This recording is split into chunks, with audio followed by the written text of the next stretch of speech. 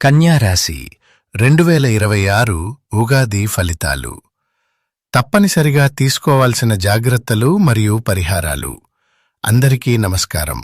2026 మార్చి 19న మనకు అత్యంత వైభవంగా ప్రవేశించబోతున్న శ్రీ పరాభవనామ సంవత్సరంలో కన్యారాశివారి జాతక గమనం, గ్రహ సంచారాలు మరియు వారు అనుభవించబోయే శుభాశుభ ఫలితాలు ఎలా ఉండబోతున్నాయో ఇప్పుడు మనం ఈ వీడియోలో అత్యంత వివరంగా తెలుసుకుందాం. జ్యోతిష్య శాస్త్రంలో కన్యారాశికి ఒక ప్రత్యేకమైన స్థానముంది. ఇది బుధగ్రహం యొక్క స్వక్షేత్రం. కన్యారాశివారు సహజంగానే ఎంతో తెలివైనవారు, ప్రతి విషయాన్ని లోతుగా విశ్లేషించేవారు మరియు ఎంతో క్రమశిక్షణతో జీవించటానికి ఇష్టపడేవారు. నక్షత్రాల పరంగా చూసుకుంటే ఉత్తర నక్షత్రం 2, 3, 4 పాదాలు, హస్త నక్షత్రం 4 పాదాలు అంటే 1, 2, 3, 4 పాదాలు సంపూర్ణంగా, మరియు చిత్త నక్షత్రం 1, 2 పాదాలలో జన్మించిన వారు ఈ కన్యారాశి కిందికి వస్తారు. ఈ నూతన సంవత్సరంలో కన్యారాశి వారి వార్షిక పంచాంగ గణాంకాలను నిశితంగా పరిశీలిస్తే వారికి రాబోయే కాలం ఒక పెద్ద సవాలును విసరబోతోందని స్పష్టమవుతోంది. ఈ ఏడాది కన్యారాశివారికి ఆదాయం కేవలం 2గాను, వ్యయం ఏకంగా 11గాను ఉంది. అలాగే సమాజంలో ఒక వ్యక్తి యొక్క గౌరవ మర్యాదలను, కీర్తి ప్రతిష్టలను సూచించే రాజపూజ్యం 3గా ఉండి, దానికి సమానంగా అవమానం కూడా 3గానే గోచరిస్తోంది. ఈ సంఖ్యలు కేవలం అంకెలు కావు. రాబోయే 365 రోజుల్లో మీ జీవితంలో జరగబోయే సంఘటనలకు, మీరు ఎదుర్కోబోయే ఆర్థిక మరియు సామాజిక పరిస్థితులకు ఇవి ఒక అద్దంలాంటివి. ఈ పరాభవనామ సంవత్సరంలో కన్యారాశివారు అడుగడుగునా ఎంతో అప్రమత్తంగా ఉండాలి.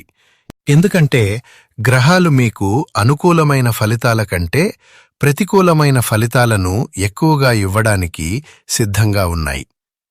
ముందుగా ఈ గణాంకాల్లోని ఆర్థిక పరిస్థితిని మరియు ఆదాయ వ్యయాలను లోతుగా గమనిస్తే ఆదాయం 2 మరియు వ్యయం 11గా ఉండటం అనేది కన్యారాశివారికి ఈ పరాభవనామ సంవత్సరం అత్యంత కఠినమైన పరీక్షాకాలమని గట్టిగా హెచ్చరిస్తోంది. సామాన్యంగా ఆదాయం కంటే వ్యయం 1 లేదా 2 పాయింట్లు ఎక్కువగా ఉంటేనే ఆర్థికంగా ఎన్నో ఇబ్బందులు వస్తాయి. అలాంటిది ఆదాయం కేవలం 2 ఉండి వ్యయం ఏకంగా 11కి చేరటం అంటే ఇది ఆర్థిక సునామీ లాంటి పరిస్థితిని సూచిస్తుంది. మీ చేతికి వచ్చే రాబడి గోరంతైతే మీ కళ్ల ముందు కనపడే ఖర్చులు కొండంతలా ఉంటాయి. మీరు ఎంత పొదుపు చేద్దామనుకున్నా, రూపాయి కూడబెట్టి బ్యాంకులో వేద్దామనుకున్నా, కుటుంబంలో ఊహించని ఖర్చులు రావడం లేదా ఇల్లు, వాహనాల మరమ్మతుల కోసం అనవసరంగా డబ్బు ఖర్చు చేయాల్సి రావటం జరుగుతుంది. కొన్నిసార్లు అనవసర ప్రయాణాల వల్ల లేదా ఇతరులకు సహాయం చేయబోయి మీ చేతిలో ఉన్న డబ్బును నీళ్లలా ఖర్చు చేయాల్సి వస్తుంది. వ్యాపారస్తులకు ఈ కాలం ఏమాత్రం లాభదాయకం కాదు. మీరు పెట్టిన పెట్టుబడి వెనక్కి రావడం కష్టంగా మారుతుంది. అలాగే కస్టమర్ల నుండి రావాల్సిన బకాయిలు సమయానికి చేతికి అందక తీవ్రమైన మానసిక ఒత్తిడికి గురవుతారు. ఉద్యోగస్తులకు వచ్చే జీతం ఇంటి అవసరాలకే సరిపోదు. నెలసగం గడిచేసరికే చేతిలో డబ్బులైపోయి ఇతరుల దగ్గర చేయి చాచాల్సిన పరిస్థితి వస్తుంది. కాబట్టి ఈ ఏడాది కన్యారాశివారు తమ అవసరాలకు మరియు కోరికలకు మధ్య ఉన్న వ్యత్యాసాన్ని స్పష్టంగా గుర్తించి కేవలం అత్యవసరమైన వాటికే డబ్బు ఖర్చు చేసేలా ఒక కఠినమైన ఆర్థిక ప్రణాళికను సిద్ధం చేసుకోవాలి. ముఖ్యంగా కన్యారాశి మహిళల విషయానికి వస్తే ఈ సంవత్సరం మీరు ఎంతో ఓపికతో, సహనంతో మరియు అత్యంత ప్రణాళికాబద్ధంగా వ్యవహరించాలి.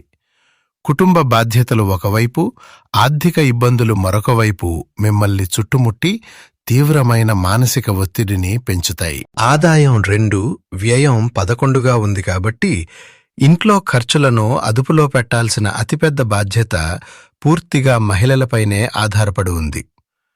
అనవసరమైన ఆడంబరాలకు పోయినా, పండుగలు లేదా శుభకార్యాల సమయంలో పక్కవారిని చూసి మీ స్థాయికి మించి ఖర్చు చేసినా లేదా ఇరుగు పొరుగువారి దగ్గర అప్పులు చేసినా ఆ భారమంతా చివరికి మీకే చుట్టుకుంటుంది. ఉద్యోగం చేసే మహిళలకు కార్యాలయంలో పనిభారం అనూహ్యంగా పెరుగుతుంది. మీరు ఎంత కష్టపడి పనిచేసినా పై అధికారుల నుండి సరైన గుర్తింపు రాకపోవడం మిమ్మల్ని నిరాశపరుస్తుంది. మీ జాతకంలో రాజపూజ్యం, అవమానం సమాన స్థాయిలో ఉన్నాయి కాబట్టి మీరు ఇంటివాళ్ల కోసం, భర్త లేదా పిల్లల ఎదుగుదల కోసం ఎంత త్యాగం చేసినా, ఎంత కష్టపడినా ఎవరూ దానిని గుర్తించకపోవచ్చు. పైగా మీరు చేసిన చిన్న చిన్న పొరపాట్లను భూతద్దంలో పెట్టి చూపిస్తూ మిమ్మల్ని మానసికంగా కృంగదీసే మాటలు మాట్లాడతారు. అయినప్పటికీ మీరు ఏమాత్రం నిరాశపడకుండా, ఇతరుల విమర్శలను పట్టించుకోకుండా మీ బాధ్యతలు మీరు నిర్వర్తించుకుంటూ ముందుకు సాగడం ఈ సమయంలో అత్యంత ఉత్తమమైన మార్గం. ఈ పరాభవనామ సంవత్సరంలో ఎదురుకాబోయే గండాలను దాటడానికి కన్యారాశివారు అన్ని రంగాల్లోనూ తప్పనిసరిగా కొన్ని కఠినమైన జాగ్రత్తలు తీసుకోవాలి. ఆర్థిక జాగ్రత్తల విషయానికి వస్తే మొదటి మరియు అత్యంత ముఖ్యమైన నియమం అప్పులు అసలు చేయకపోవడం. ఒకవేళ అత్యవసర పరిస్థితి వస్తే తప్ప ఇతరుల ముందు చెయ్యి చాచకండి. అలాగే తెలిసినవారే కదా, మన బంధువులే కదా అని మొహమాటపడి ఎవరికీ బ్యాంకుల దగ్గరగాని, బయట వ్యక్తుల దగ్గరగాని పూచీకత్తులు అస్సలు ఉండకండి. వారు డబ్బు కట్టకపోతే ఆ భారం మీ మీద పడి మీ పరువు బజారున పడే ప్రమాదం ఉంది. షేర్ మార్కెట్, రియల్ ఎస్టేట్ లేదా చిట్ ఫండ్స్ లాంటి వాటిలో భారీ పెట్టుబడులు పెట్టే ఆలోచన మీకుంటే దానిని ప్రస్తుతానికి వాయిదా వేసుకోవడమే శ్రీరామరక్ష. సామాజిక జాగ్రత్తలను పరిశీలిస్తే రాజపూజ్యం 3, అవమానం 3 సమానంగా ఉంది కాబట్టి ఎవరితోనూ అనవసరమైన స్నేహాలకు, వాదనలకు పోకండి. ఇతరుల కుటుంబ విషయాల్లో, ఆఫీసులో జరిగే వర్గపోరులో లేదా వీధిలో జరిగే వివాదాల్లో తలదూర్చకండి. మీరు ఎంత మంచి ఉద్దేశ్యంతో సరైన సలహా ఇచ్చినా సరే అవతలివారు దాన్ని పూర్తిగా అపార్థం చేసుకుని మీకే ఎదురుతిరిగి మీ మీద నిందలు వేస్తారు. కాబట్టి మౌనమే సగం బలం అన్న సామెతను ఈ ఏడాది కన్యారాశివారు తూచా తప్పకుండా పాటించాలి. ఎవరైనా మిమ్మల్ని రెచ్చగొట్టినా సరే చిరునవ్వుతో అక్కడి నుండి తప్పుకోవడం మీకు మేలు చేస్తుంది. ఇక అత్యంత కీలకమైన ఆరోగ్య జాగ్రత్తల విషయానికి వస్తే మీ పంచాంగంలో వ్యయం 11గా ఉన్నందున ఈ సంవత్సరం కేవలం ఇంటి అవసరాలకే కాకుండా ఆరోగ్య సమస్యల కోసం కూడా ఆసుపత్రుల చుట్టూ తిరిగి విపరీతంగా డబ్బు ఖర్చయ్యే సూచనలు బలంగా కనిపిస్తున్నాయి. ఆర్థిక ఇబ్బందులు, కుటుంబ కలహాల వల్ల వచ్చే తీవ్రమైన మానసిక ఒత్తిడి నేరుగా మీ ఆరోగ్యంపై ప్రభావం చూపుతుంది. ముఖ్యంగా కన్యారాశివారికి నరాలు, చర్మం మరియు జీర్ణకోశ సంబంధిత వ్యాధులు సులభంగా వచ్చే అవకాశముంది. కడుపులో మంట, అజీర్తి, అసిడిటీ లేదా నిద్రలేమి వంటి సమస్యలు మిమ్మల్ని తరచుగా వేధిస్తాయి. వీటన్నిటినీ అధిగమించడానికి, శరీరంలోని మలినాలను పారద్రోలి మనస్సుకు ప్రశాంతతను చేకూర్చడానికి ప్రతిరోజూ పూర్తిగా స్వచ్ఛమైన సాత్విక శాకాహారం మాత్రమే తీసుకోవడం ఎంతో మేలు చేస్తుంది. మాంసాహారానికి, మసాలాలు ఎక్కువగా ఉండే జంక్ ఫుడ్కి ఎంత దూరంగా ఉంటే అంత మంచిది. స్వచ్ఛమైన పండ్లు, కూరగాయలు, ఆకుకూరలతో కూడిన సాత్విక ఆహారం మీ జీర్ణ వ్యవస్థను కాపాడటమే కాకుండా మీ ఆలోచనల్లో సానుకూలతను పెంచుతుంది.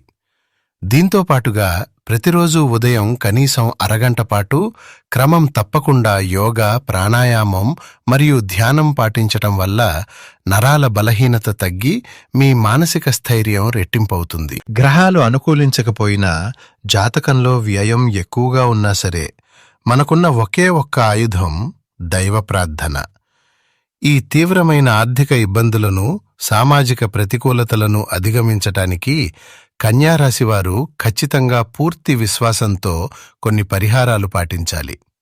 కన్యారాశికి అధిపతి అయిన బుధగ్రహం యొక్క దోషాలు తొలగిపోవటానికి మరియు వ్యాపార వృత్తి రంగాల్లో ఉన్న ఆటంకాలు తొలగటానికి ప్రతి బుధవారం స్నానాదికాలు ముగించుకుని అత్యంత భక్తి శ్రద్ధలతో శ్రీ విష్ణు సహస్రనామ పారాయణ చేయడం అత్యంత శ్రేయస్కరం.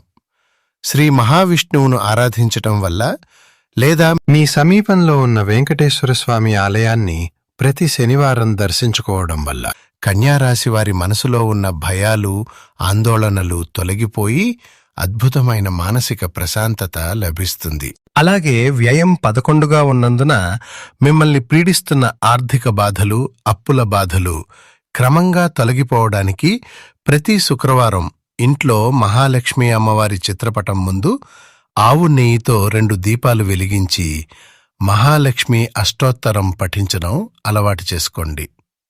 మూగజీవాలకు, ముఖ్యంగా గోమాతకు పచ్చగడ్డిని, బెల్లాన్ని లేదా పండ్లను తినిపించడం వల్ల గ్రహదోషాల తీవ్రత తగ్గి మీ ఇంట సిరి సంపదలు వృద్ధి చెందుతాయి. మహిళలు తమ కుటుంబంలో సుఖశాంతులు నెలకొనడానికి, భార్యాభర్తల మధ్య సయోధ్య పెరగడానికి నిత్యం ప్రాతకాలంలో శ్రీ లలితా సహస్రనామం పఠించటం ఎంతో పుణ్యప్రదం. జీవితంలో ఎటువంటి విపత్కర పరిస్థితులు ఎదురైనా సరే కన్యారాశివారు తమ సహజమైన ఆత్మవిశ్వాసాన్ని కోల్పోకూడదు.